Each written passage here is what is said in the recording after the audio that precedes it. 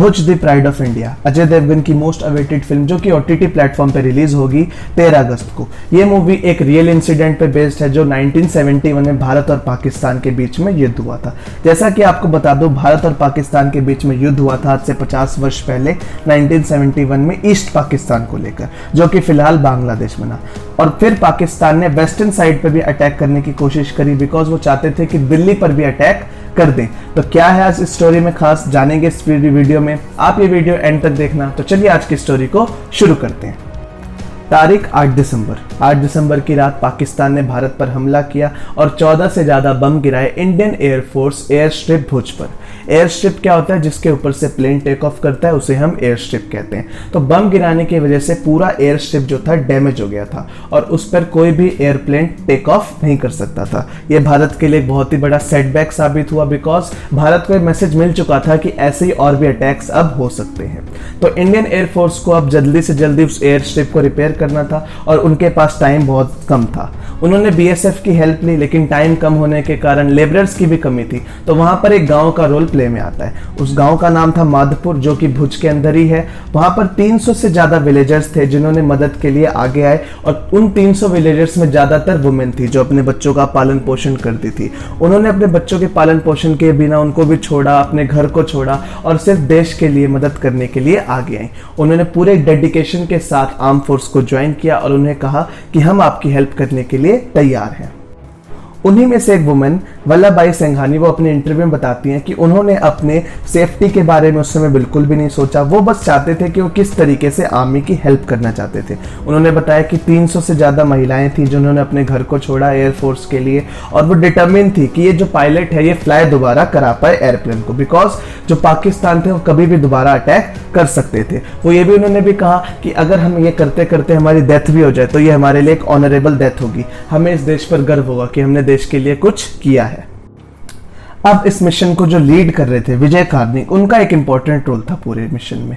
जैसा कि आपको बता दूं, उनके साथ 50 इंडियन एयरफोर्स ऑफिसर्स थे और 60 डिफेंस कॉर्प्स थे। वो चाहते थे कि वो किसी भी तरीके की कैजुअलिटीज ना हो इस मिशन पर। उन्होंने सबको ब्रीफ किया कि कैसे आपको शेल्टर के अंदर रहना है और जैसे ही आप पर अटैक होता है आपको ब्रेवली उसका सामना करना है। आपको ये भी बता दूं कि सिविलियंस की जान जो थी रिस्क पर थी और विजय कार्निक नहीं चाहते थे कि किसी की भी डेथ हो वॉर स्पॉट पे, बिकॉज ये एक तरीके से एक सेटबैक भी हो सकता था। उनको एक हिदायत दी गई थी कि आपको कब कब काम करना है। जैसे ही आपको सायरन सुनाई देगा वैसे ही आपको एक इंडिकेशन मिलेगा कि आपको अब काम स्टार्ट करना है। आपको झाड़ के पीछे कैसे छुपना है, कैसे सबको ग्रीन साड़ी पहनाई गई थी। सभी को ग्रीन कलर की साड़ी पहनने के लिए कहा गया था ताकि वो एनिमी के प्लान को थोड़ा भंग कर सके। अच्छा, ये भी बताया गया था उनको कि आपको एयर स्ट्रिप को काउ डंग जैसे गोबर उससे कवर करना है ताकि एनिमी जो है इसका अंदाजा ना लगा पाए कि हम यहाँ पर काम कर रहे हैं। उनको ये भी बताया था कि आप शेल्टर के अंदर जो है बंकर के अंदर आप रह सकते हैं, बंकर्स के अंदर रह सकते हैं और जैसे आपको साउंड सुनाई देगा आप उस बंकर के अंदर चले जाएंगे ताकि आप उसमें सेफ रहें। उन्होंने ये भी बताया कैसे उन महिलाओं ने, जो वुमेन वहां पे काम कर रही थी, वो खाने को भी उनके पास उतना नहीं था और वो कैसे रोटी ये सब खाकर अपना गुजारा करते थे।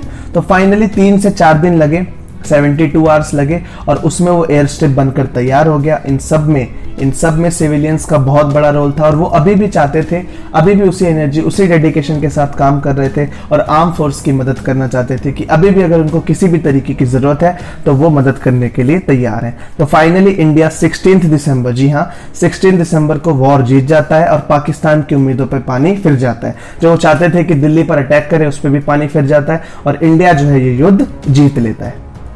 उन वुमेन जिन्होंने अपनी जान की बाजी लगा दी उस एयर स्ट्रिप को बनाने में, अपनी जान की परवाह किए बिना अपना डेडिकेशन दिखाया, अपना ब्रेवरी दिखाई, उनके कंट्रीब्यूशन को आज भी देश सलाम करता है। उस वॉर का हीरो उन्हें बताया गया और ये बताया गया कि उन्होंने जिस तरीके से डेडिकेशन से काम किया, अगर वो ऐसा ना करते तो शायद ये मिशन सक्सेसफुल नहीं हो पाता।